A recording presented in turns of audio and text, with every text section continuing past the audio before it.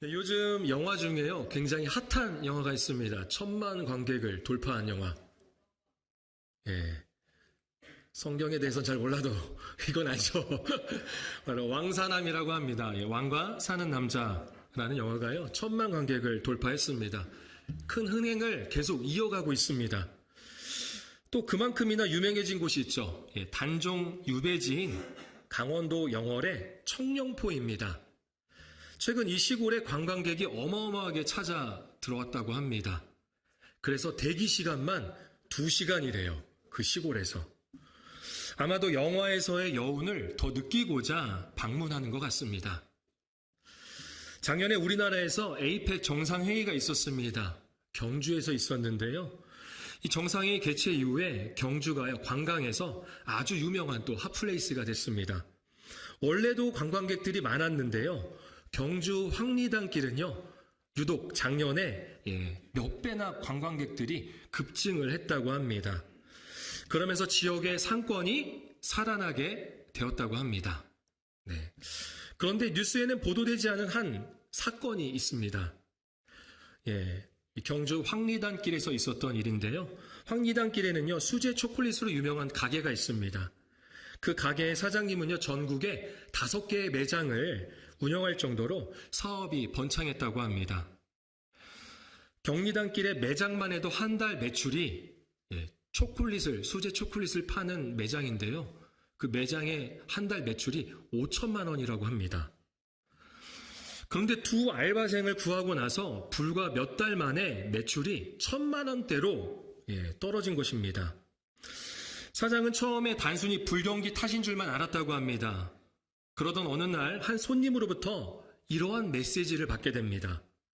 아니, 계좌이체로 결제하면 2,000원 할인해 준다고 하면서 왜 현금 결제는 할인해 주지 않습니까? 라는 거예요.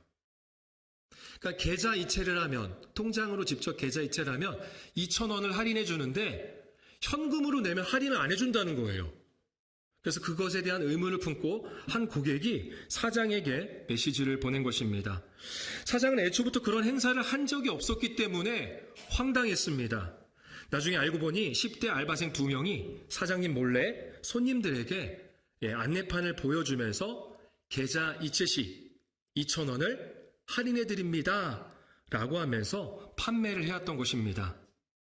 그리고 그 계좌 번호는 누구의 계좌 번호였을까요? 왜 이렇게 잘하시나요? 경험해보진 않았지만 다 아시는 것 같습니다. 맞습니다. 알바생이었습니다. 2명의 알바생이 똑같이 다 자기 계좌로 해놨습니다. 이것은 범죄이죠. 횡령입니다. 알바생들은 약 5천만 원 정도를 횡령하였고요. 횡령한 돈으로 뭘 했을까요? 불우이웃을 도왔을까요? 그렇죠. 10대 청소년들이 했던 것은 쇼핑을 했다고 합니다. 옷도 사고 가방도 사고 그리고 배달 음식을 시켜 먹었다고 합니다. 사장은 아직 10대 청소년인 점을 감안해서 경찰에게는 신고하지 않고 부모에게 알려서 사과를 받고 또 횡령한 피해 금액만 돌려받았다고 합니다. 학생들이 그 큰 돈을 갖게 되었을 때 어떤 마음이 들었을까요? 고등학생이 알바해서 벌 수 있는 금액이 아니죠. 5천만 원은. 어떤 마음이 들었을까요? 아마 세상 다 가진 것 같은 마음이 들었을 거예요. 그리고 그 돈이 주는 만족감이 아마 끝이 없을 거라고 생각했을 겁니다. 이 돈이라면 아마 영원할 거야 라고 생각하는 거죠. 하지만 결국 사라집니다. 그리고 그에 대한 결과와 책임을 받게 됩니다. 최근 주식이 요동치고 있습니다. 올라갔다 내려갔다 하죠. 저는 주식을 잘 안 해서 모르는데 주식의 삶의 많은 부분을 할애하는 사람들은요, 아마 조울증이 걸린 것처럼 그렇게 마음의 변화가 있다고 합니다. 표가 올라갈 때는 내 마음도 올라가고 내려갈 땐 내려가고. 사람이 주식의 주인인지 주식이 사람의 주인인지 정말 누가 주인인지 모르겠습니다. 중요한 것은 이러한 주식도 영원하지는 않다라는 겁니다. 나의 주인처럼 행세하지만 영원하진 않다라는 거죠. 주식하지 말라는 게 아닙니다. 지혜롭게 하십시오. 하지만 그 주식이 내 삶을 지배해서는 안 됩니다. 오늘 말씀은 우리가 잘 알기로는 불의한 청지기의 비유, 그리고 요즘 성경에는 이렇게 주제가 되어 있을 겁니다. 옳지 않은 청지기의 비유라고 알려져 있습니다. 비유의 시작은요, 한 주인에게 청지기가 있습니다. 그런데 그 청지기가 주인의 소유를 낭비한다는 말을 듣게 됩니다. 여기서의 낭비는 그냥 조금 돈을 허비했다, 이 정도가 아니라 아까 이야기했던 횡령, 돈을 가져갔다라는 의미로 알으시면 좋겠습니다. 마치 알바생들이 횡령을 했던 것처럼 그렇게 청지기가 주인의 소유를 횡령했다라는 거죠. 자, 이제 주인은 어떻게 해야 될까요? 횡령한 청지기를 어떻게 해야 될까요? 감옥으로 보내야죠. 맞아. 감옥으로 보내야죠. 어떻게 하는지 한번 보도록 하겠습니다. 우리 본문 2절 말씀 함께 읽어보겠습니다.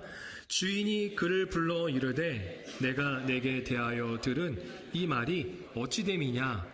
내가 보던 일을 세마라. 청지기 직무를 계속하지 못하리라 하니. 가장 먼저 했던 말은 이것이죠. 내가 내게 대하여 들은 이 말이 어찌 됨이냐?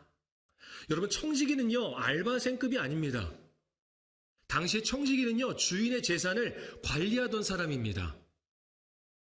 그러니까 주인 대신해서 그 재산을 쓰기도 하고 모으기도 할 수 있었던 사람이에요.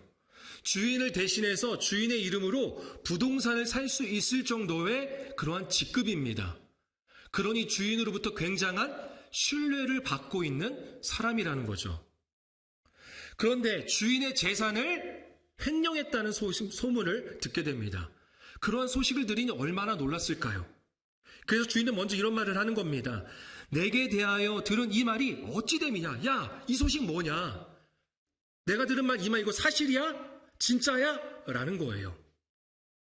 그리고 나서 이렇게 말하죠. 내가 보던 일을 세마라 라고 하는데요. 원어의 의미를 그대로 살리면 이렇습니다. 너 내 장부 가져와. 너한테 장부 못 맡기겠어. 내 장부 얼른 가져와 라는 거예요. 그리고 청지기의 직무를 계속하지 못하리라. 그리고 나서 너는 해고야 라고 해고를 통보합니다. 해고를 통보받은 청지기는 여러 생각이 들었겠죠. 어떻게 해야 할까? 아마 요즘이었다면 실업급여는 받을 수 있을까? 다음 일자리는 구할 수 있을까? 인터넷에서 한번 일자리를 찾아볼까? 아니야, 나랑 친한 저 사람이랑 동업을 한번 해볼까? 그런데 아니야. 아마 내가 주인한테 해고된 이유를 그가 알게 된다면, 내가 이력서를 넣으려고 하는 그 회사가 알게 된다면 아마 나를 써주는 사람은 아무도 없을 거야.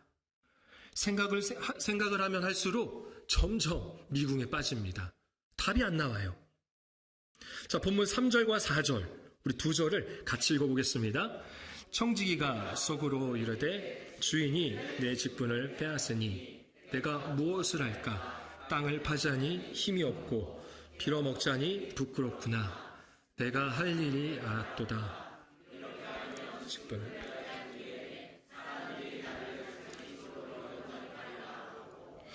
청지기가 속으로 먼저 생각했던 것은 바로 이겁니다. 땅을 팔까?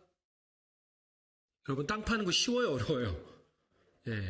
그 당시에도요, 노예들이 하는 노동 중에 가장 힘든 일이 이 땅을 파는 것이었습니다. 그러니 청지기직을 감당했던 사람이 어찌 이런 중노동을 할 수 있겠습니까? 땅을 파자니 이건 너무 힘들 것 같고, 또 뭘 하려고 해요? 빌어먹자니. 빌어먹는 사람이 누구예요? 맞아요. 우리는 해보진 않았지만 담대하게 이야기할 수 있습니다. 거지입니다, 거지. 맞아요. 그 당시에는요, 근데 거지가요, 직업이었어요. 거지가 직업이었어요. 요즘 우리나라는 복지가 너무 잘 돼 있어서 그런 사람을 보기 힘든데, 이전에는 모연에는 없었던 것 같은데요. 서울 지하철이나 이렇게 도로에, 길거리에 보면은 그런 사람들이 있었죠. 장애인 흉내 내면서 국어를 하던 사람들 있었잖아요. 네. 근데 오늘 말씀하고 있는 이 시대도 그러했어요. 이 시대에도 그렇게 장애인 흉내를 내면서까지 구걸을 하던 사람들이 있었습니다. 그러니까 구걸이 굉장한 유행이었어요. 그런 직업을 갖고 있는 거지들이 많이 있었습니다. 그런데 내가 청지기 직까지 했었는데 어찌 이렇게 빌어먹는 거지가 될까? 이건 내가 너무 수치스럽다. 창피해서 못하겠다라는 거예요. 여기서 청지기는 하나 깨달은 것이 있습니다. 자신의 능력으로는 아무것도 할 수가 없다는 거예요. 단 1%도 노동도 할 수도 없고 빌어먹을 수도 없는 그러한 존재가 나라는 것을 깨닫게 됩니다. 자신의 능력으로는 단 1%도 살아갈 수 없는 존재, 그게 나구나. 나 스스로는 해결할 수가 없구나 라는 것을 깨닫게 되죠. 그래서 결정합니다. 내가 해고된다면 나를 자기 집으로 영접할, 초대해줄 사람들을 만들어야 되겠다. 일종의 보험을 들어놔야 되겠다라는 거죠. 그래서 주인의 장부를 가지고 와서 주인에게 빚진 자들을 부릅니다.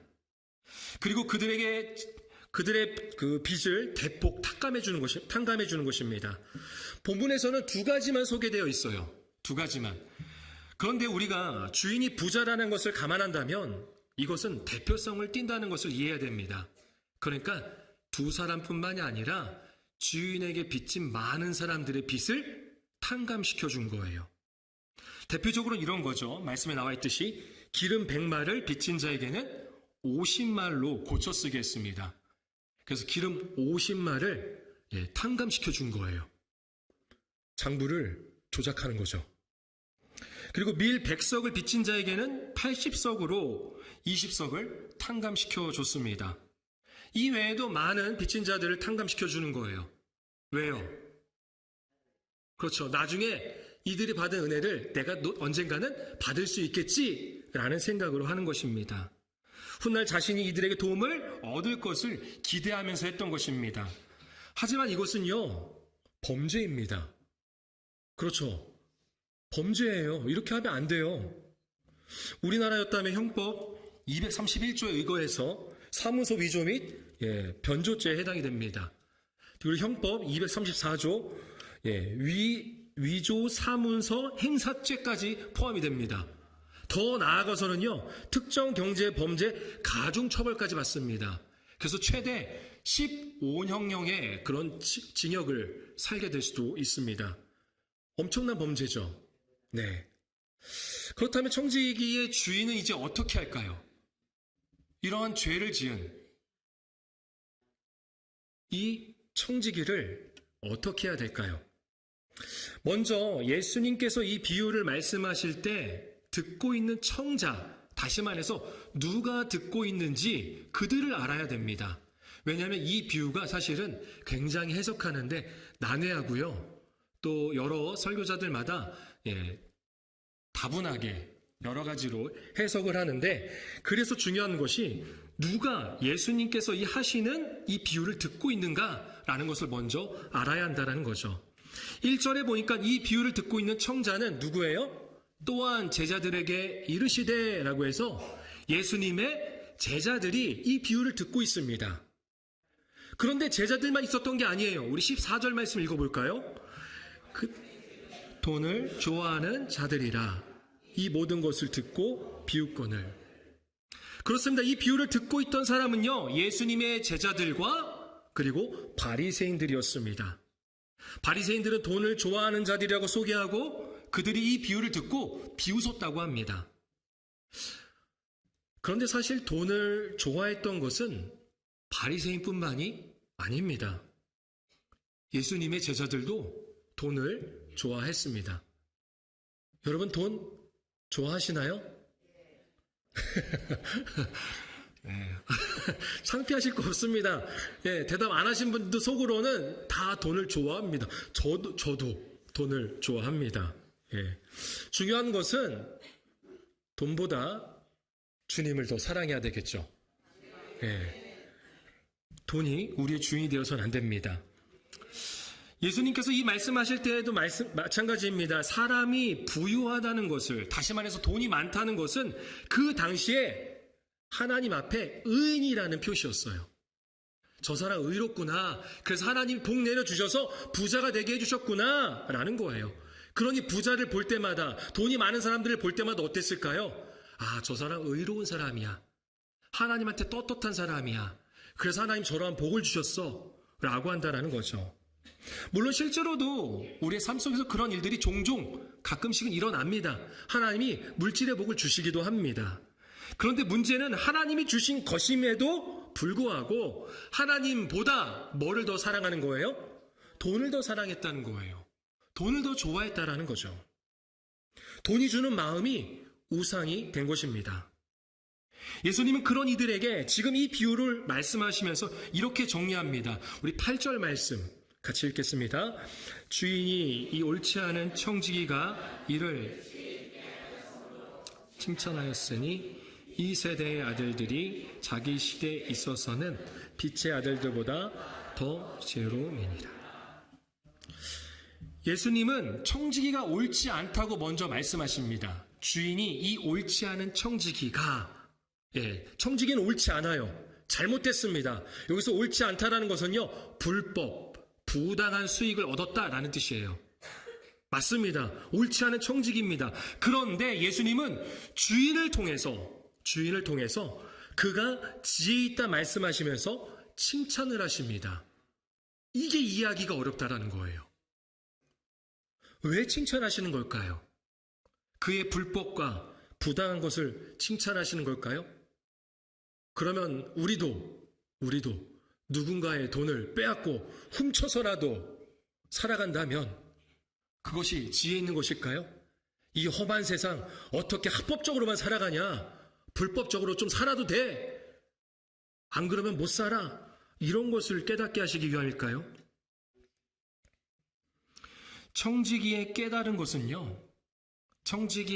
것을 예수님은 칭찬하시는 겁니다. 청지기는 무엇을 깨달았냐면 자신이 이제 해고될 위기에 놓였을 때 이것을 깨닫습니다. 이 돈은 더 이상 내 돈이 아니다 라는 거예요. 이전까지는 주인의 돈이 내 돈이었습니다. 그래서 내가 횡령했어요. 내 마음대로 썼어요. 내가 가졌습니다. 그런데 이제는 무엇을 깨닫냐면 주인의 돈은 더 이상 내 돈이 아니다라는 거예요. 그리고 그 돈을 갖고 영원히 살 수 있을 거라 생각했습니다. 청지기는 이것을 깨닫습니다. 이 돈은 영원하지가 않구나. 이것을 깨달은 것을 예수님은 주인을 통해서 지혜롭다, 지혜가 있다 라고 칭찬하시는 겁니다. 그러면서 이렇게 말씀하시는 거죠. 이 세대의 아들들이 라고 하잖아요. 그러니까 이 세대의 아들들이, 즉 이 세상에 속한 사람들도 영원하지 않다는 것을, 마지막이 있다는 것을 알아가면서 살아가는데 빛의 아들들이 하는 너희는 이 돈이, 이 재물이 영원할 거라고 생각하느냐? 왜 영원할 것처럼 그렇게 살아가느냐? 왜 마치 너희의 것처럼 그렇게 여기면서 살아가느냐? 마지막 때는 반드시 있다. 그러니 이 지혜를 좀 배워라 라고 말씀하시는 거죠. 여러분, 우리는 세상을 살아갈 때요, 무척 지혜롭게 살아가려고 합니다. 그래서 물건 하나를 사려고 해도요, 그냥 안 사요. 가격을 보고 또 검색을 해서 다른 것과 비교해 봅니다. 어떤 게 더 양이 많을지, 적을지, 더 싼지, 성능은 뭐가 더 좋은지 꼼꼼하게 아주 지혜롭게 그렇게 비교하면서 경제적인 선택을 합니다. 내게 주어진 예산을 어떻게 써야지 가장 큰 이익을 남길지 철저하게 계산하면서 그렇게 이 땅에서 살아갑니다. 그렇다면 하나님 나라를 살아가는 우리는 하나님 나라를 위해서는 어떻게 사용하고 있습니까? 세상 사람들은 유한한 미래를, 끝이 정해진 미래를 위해서도 이렇게 치밀하게 준비하는데 빛의 아들들인 우리는 영원한 삶을 위해서 우리의 허락된 영원하지 않는 자원들을 어떻게 사용하느냐 이 말입니다. 다시 말해서 돈, 재물, 우리에게 허락된 건강, 내가 오늘 할 수 있는 말들, 행위들, 주어진 환경과 상황들은요 다 사라질 것들입니다. 영원하지 않은 것들이에요. 근데 그것들을 통해서 영원하신 하나님 나라를 위해서는 어떻게 사용하느냐 이 말입니다. 예수님은 이어서 이 비유의 핵심 결론을 내리십니다. 우리 9절 말씀, 9절 함께 읽어보겠습니다. 내가 너희에게 말하노니 불의의 제물로 친구를 사귀라. 그리하면 그 제물이 없어질 때에 그들이 너희를 영주할 초소로. 예수님 말씀하십니다. 불의의 제물로 친구를 사귀라고 말씀합니다. 불의의 제물하니까 부정하게 불법적으로 벌어들인 돈, 그런 돈으로 친구라도 사귀어야 되나? 라고 생각할 수 있는데요. 한글 성경은 이렇게 번역했지만 영어 성경은요, 세상의 돈이라고 했습니다. 세상의 돈 또는 세상에 속한 돈. 그러니까 예수님은 이 돈, 재물을 말씀하실 때 늘 이렇게 표현하세요. 세상의 것이라고. 이건 다시 말해서 오늘 말씀으로 비추자면 영원하지 않을 돈, 끝이 있을 돈, 사라질 돈이란 의미인 거죠. 거룩한 재물, 거룩한 돈이라는 표현은 성경에 없습니다. 그래서 이 불의한 재물을 이해할 때는 사라질 것들이구나 라고 이해하시면 좋겠어요. 다시 말해서 사라질 것들, 영원하지 않은 것들로 영원한 친구를 사귀라고 주님은 말씀하는 겁니다. 재물이 나의 영원한 우상이 될 수 없습니다. 그것이 영원하다는 생각을 버려야 됩니다. 오히려 그 재물을 통해서 세상에 있는 재물, 돈, 물질, 나에게 주어진 환경과 상황들, 나의 입술을 통해서 나오는 말들, 이 모든 것들을 통해서, 그 영원하지 않는 그 모든 것들을 통해서 내게 허락하신 이웃들을 사랑하고 영혼을 구원해야 한다고 주님은 말씀하시는 겁니다. 그런 도구로 사용하라는 거죠. 여러분, 돈을 사랑하면 사람을 이용하게 됩니다. 하지만 하나님을 사랑하면 사람을 살리기 위해서 그 돈을, 영원하지 않은 것들을 사용하게 됩니다. 내 통장에 쌓아둔 돈은 죽음 너머로 가져갈 수 없지만 그 돈을 가난한 이웃과 영혼 구원을 위해서 흘려보낸다면 그 사랑을 받은 자들이 먼 훗날 천국에서 우리가 함께 영원한 친구로 맞이할 수 있지 않을까요? 팀켈러 목사님은 초기 기독교인들에 대해서 이렇게 설명을 합니다. 이교도들은 자신의 돈은 아무에게도 주지 않으면서 자신의 몸은 아무에게나 내어주었습니다. 굉장히 음란했거든요. 그러나 초기 기독교인들은, 다시 말해서 예수를 믿는 사람들은 자신의 몸은 아무에게도 함부로 주지 않으면서 자신의 돈은 필요로 하는 거의 모든 사람에게 내어주었습니다. 세상에 속한 사람은 다시 말해 이 세상이 주는 즐거움과 자랑을 위해 세상의 유행과 계획을 따라 살아갑니다. 유한한 것들은 전적으로 그리고 나를 위한 사람들에게만 사용하는 거예요. 하지만 예수께 속한 사람들은 세상이 주는 즐거움과 자랑을 위해 살지 않습니다. 세상의 유행과 계획에 지배를 받지 않습니다. 오히려 유한한 것들, 사라질 것들을 통해서 이웃을 사랑합니다. 예수 그리스도 안에서 영원한 친구를 만들어가는 거죠. 예수님께서는 이 비유를 통해서 한 가지 더 말씀하시는데요. 10절 말씀 같이 한번 읽어보겠습니다. 지극히 작은 것에 충성된 자는 큰 것에도 충성되고 지극히 작은 것에 불의한 자는 여기서 작은 것, 큰 것이 나오는데 우리 어떤 문화적인 이해로 접근하면 안 됩니다. 작은 것을 잘해야 큰 것도 잘할 수 있어, 이런 게 아니라 여기서 말하는 작은 것은요, 세상의 재물, 다시 말해서 영원하지 않은 것, 사라질 것들입니다. 그것에 대해서 충성, 좀 더 정확히 번역하자면 신실이에요. 신실한 사람은, 그러니까 주인 대신 하나님이 우리를 청지기로서 작은 것들을 주셨어요. 세상의 재물, 사라질 것들, 영원하지 않은 것들 우리에게 주셨습니다.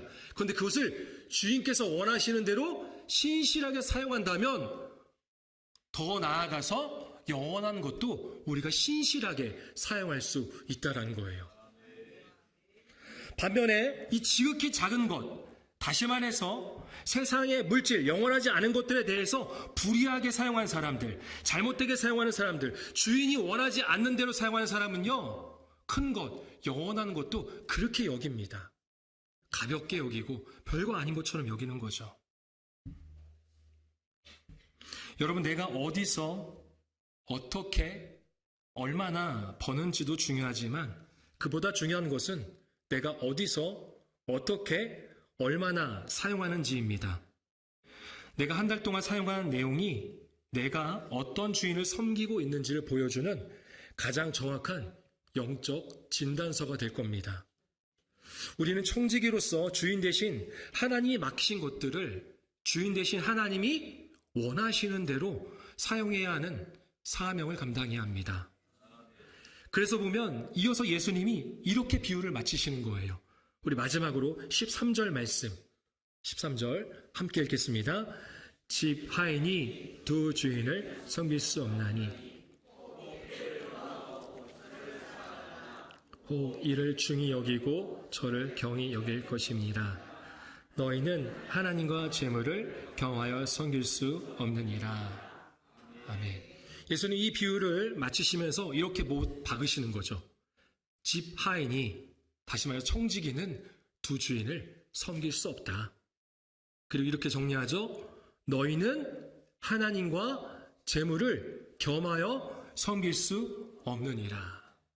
근데 우리는 할 수 있다고 생각해요. 하나님은 한 80%, 재물은 한 20%라고 생각해요. 그게 컨트롤, 조정이 가능하다고 생각해요. 아니야, 그래도 나는 좀 더 신앙이 있어. 하나님 90%, 재물, 이 세상에 있는 것들은 10%라고 할게 라고 하는 거죠. 그런데 주님은 말씀하십니다. 두 주인은 존재할 수가 없다는 거예요. 결국은 한 주인이 그 마음을 지배하게 됩니다. 하나님이 99%고 재물이 1%인 것도 말이 안 됩니다. 결국 그 1%가 내 안에 100%가 될 수 있습니다. 찬송가 94장 주 예수보다도라는 찬양이 있죠. 그 찬양을 아마 우리는 어찌 보면 이렇게 찬양하고 있었을지도 모릅니다. 주 예수보다도 귀한 것은 있네. 있다고 고백할 수도 있어요. 이 세상 무기와 바꿀 수 있네. 영죽을 내 대신 돌아가신 그 놀라운 사랑 알기는 하지만 세상 즐거움 다 가지고 싶다. 세상 자랑 다 챙겼네. 주 예수보다 더 귀한 것은 있네. 예수 외에도 있네. 사실 이렇게 고백하고 있을 수도 있습니다. 입술로는 아니지만 내 마음이 그렇게 할 수 있어요. 근데 이해는 됩니다. 돈이 필요하죠. 돈 부족하면 매우 불편합니다. 그런데 내게 주어진 돈, 물질, 시간이, 건강이, 입술을 통해 나오는 말들이, 상황과 환경이 내 것으로 여기고 영원할 것 같은 그런 마음으로서 여긴다면, 아니 그러한 마음이 단 1%라도 있다면 우리는 결국 이것들의 지배를 받게 됩니다. 사라질 것들에 대해서 지배받게 되는 거예요. 그것이 나의 주인이 된다는 거죠. 그래서 우리는 주님의 말씀을 기억해야 합니다. 청지기는 두 주인을 섬길 수 없습니다. 하나님은 80%, 재물은 20% 이렇게 될 수 없습니다. 설령 그런 마음이라 하더라도 그건 하나님이 진짜 주인이 아닙니다. 그래서 우리가 꼭 기억해야 할 것은 주인 되신 하나님이 청지기인 나를 위해 하신 일입니다. 영적으로 철저히 파산하여 지옥에 갈 수밖에 없는 우리를 살리시기 위해서 자신의 부유함을 버리시고 십자가에서 가난해지셨습니다. 그분은 우리의 죄의 빚을 50%, 80% 탕감해 주신 것이 아니라 자신의 생명과 피로써 우리의 빚의 장부를, 죄의 장부를 100% 완전히 탕감해 주시고 그 장부를 찢어버리셨습니다. 내가 그 엄청난 은혜로 말미암아 영원히 탕감받은 존재임을 가슴 깊이 깨달을 때 우리는 재물뿐만이 아니라 나에게 허락된 모든 것을 통해서 하나님의 은혜를 나타내 영원한 친구로, 내 주어진 이웃을 영원한 친구로 삼는 도구로 사용할 수가 있습니다. 그렇게 하나님의 은혜에 날마다 감격하며 오직 주인이신 하나님뿐만을 고백하는 저와 여러분이 되기를 소망합니다. 이 예화를 들려드리고 말씀을 마치도록 하겠습니다. 네, 서울에서 실제로 있었던 일인데요. 약 10년 전에 서울 양천구 신월동 시장에서 있었던 일입니다. 동네 공목길에서요, 7살 정도로 보이는 어린 손자와 할머니가 폐지를 주우면서 손수레를 끌고 가다가 할머니가 힘들었는지 잠깐 쉬는 사이에 이 손주가 이 손수레를 밀다가 그만 차에 기스를 냈습니다. 차의 브랜드는 굳이 차의 브랜드가 보이시죠? 외제차 아우디입니다. 독일산 차죠. 아우디 차량을요, 긁어먹었습니다. 어떻게 해야 될까요? 폐지를 줍는 분들 하루 수입이요, 1,000원에서 5,000원 사이라고 합니다. 많으면, 정말 열심히 하면 10,000원까지도 할 수 있다는데, 이분이 감당할 수 없는, 이 할머니가, 이 손주가 감당할 수 없는 일이 벌어진 것이죠. 할머니는 어쩔 줄 몰라 우왕좌왕하고 있고요. 손주는 엉엉 울고 있습니다. 주변에 있는 사람들도 웅성거리면서 안타까워했습니다. 왜냐? 도저히 감당할 수 없는 일이 벌어졌기 때문이죠. 약 10분 정도 지났을 때 차 주인으로 보이는 40대 부부가 왔습니다. 근데 이들은요, 수리비를 청구하고 화를 내는 것이 아니라 오히려 할머니에게 사과를 했다라는 겁니다. 그 차주는 이렇게 사과를 합니다. 저희가 차를 주차장에 대지 않고 인근 도로변에 주차해서 통행에 방해가 되었네요. 죄송합니다. 그 바람에 손주님께서 저희 차를 긁게 됐네요. 얼마나 상심이 크셨습니까? 걱정하지 마십시오. 정말 죄송합니다. 이 이야기가 일파만파 퍼지면서 사람들이 굉장히 감동적이다, 또는 댓글로 이렇게 또 남겼습니다. 나이와 함께 멋이 든다는 게 저런 것이지. 인성이 아우디네. 그리고 아우디가 아우디했네. 라는 그런 댓글도 있었습니다. 중요한 것은요, 나중에 이것을 아우디 회사에서 알게 돼요. 그래서 그 수리를 무상으로 해주겠다고, 아우디 회사에서 무상으로 해주겠다고 합니다. 여러분, 우리는 이 땅에 재물을 영원히 소유할 수 없는 시한부적인 청지기들입니다. 우리가 우리에게 허락하신 것을 통해 이웃에게 사랑을 나타낼 때, 하나님의 자비와 은혜를 나타낼 때, 그래서 영원한 친구가 되었을 때 누가 가장 기뻐할까요?